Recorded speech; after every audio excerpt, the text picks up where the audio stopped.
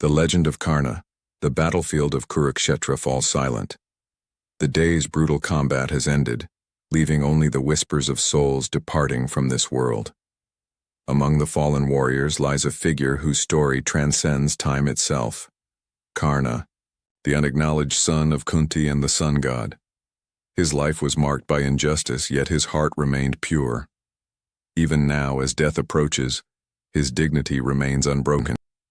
Karna's golden armor, once radiant with divine light, now lies shattered. Around him, blood seeps from his wounds, but his eyes still burn with inner fire. The chariot wheel that trapped him in his final battle with Arjuna remains half buried in the earth, a cruel reminder of his fate. Yet in Karna's eyes burns the same unwavering light that defined his existence. Though his body fails him, his spirit refuses to surrender. The evening breeze carries the scent of smoke and sandalwood. Through the haze of pain, Karna senses he is not alone in his final moments. A figure approaches through the battlefield, mist. An elderly Brahmin, humble in appearance, yet with a presence that commands attention. The Brahmin stops before the dying warrior, his eyes filled with both compassion and something deeper, something that seems to test Karna's very soul. "Great warrior," the Brahmin speaks, his voice gentle yet resonant. "I come seeking charity in this place of death." Despite overwhelming pain, Karna's lips form a smile. Even at death's threshold, his dharma as a giver will not be abandoned. "What do you seek, worthy Brahmin?" Karna asks, his voice barely a whisper against the battlefield's somber silence. "Gold," replies the Brahmin simply. "I require gold for a sacred ritual that cannot wait for morning's light." Karna surveys his broken body. His weapons lie shattered, his armor stripped, his possessions gone. What could he possibly give? With trembling hand, Karna reaches for a jagged stone nearby. His determination burns brighter as his life force dims. Without hesitation, a trait that defined his life, Karna strikes his own mouth with the stone. The sound of breaking teeth pierces the silence like thunder. Blood flows freely as he extracts his golden dental fixtures, the last treasure he possesses on this mortal plane. "Take these," he offers, extending his blood-covered hand. "They are of the purest gold, worthy of your ritual." The Brahmin steps back, hesitation visible in his ancient eyes. "They are tainted with blood," he observes. "I cannot accept them in this state."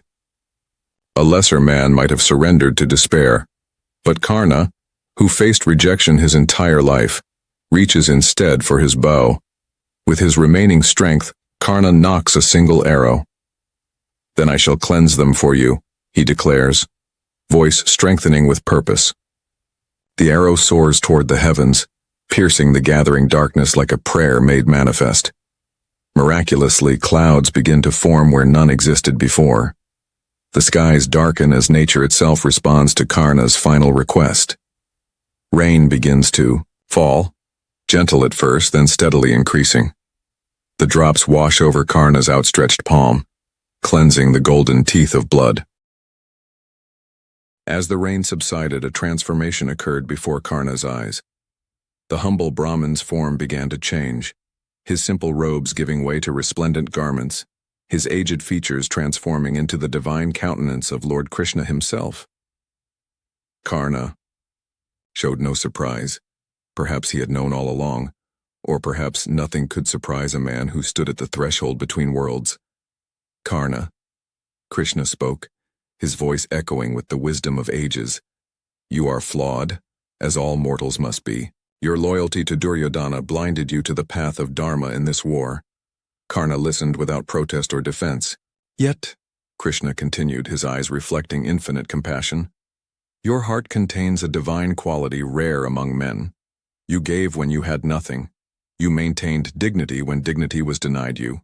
You are Daanveer, the Lord of charity, and your generosity will be remembered long after the details of this war fade from memory." As Krishna's words resonated across the battlefield, another divine presence manifested. Sage Parashurama, Karna's former guru and the sixth incarnation of Vishnu, descended from the heavens. Parashurama approached his former student, his expression no longer carrying the resentment of their past conflict. He placed his hand upon Karna's head in a gesture of blessing. "From this moment forward," Parashurama proclaimed, "you shall be known as Digvijayi, the unconquered soul. For though your body may fall, the essence of who you are remains victorious over the greatest enemy of all, the temptation to abandon virtue in the face of adversity." Karna's breathing grew shallow as the divine figures stood beside him. The setting sun cast long shadows across the battlefield, bathing the scene in golden light reminiscent of Karna's own divine parentage. With a final peaceful exhalation, Karna closed his eyes. The greatest battle, the one fought within himself, to maintain his principles against overwhelming odds, had been won. The legends would speak of many heroes from the war of Kurukshetra. They would recount the prowess of Arjuna, the wisdom of Yudhishthira, the strength of Bhima. But none would exemplify the virtue of selfless giving more than Karna, who in his final moments transformed defeat into transcendence. In the cosmic ledger where virtues are weighed and souls are measured, Karna's generosity tipped the scales in his favor. He had entered life abandoned by those who should have protected him, yet he departed it accompanied by divinity itself. And as the stars emerged in the night sky above Kurukshetra, the world had not merely lost a warrior.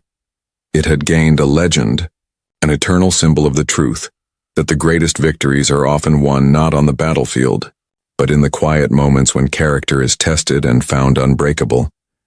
In the annals of time, Karna would be remembered not for the battles he won or lost, but for the man he chose to be when all choices were reduced to one, to give or to withhold.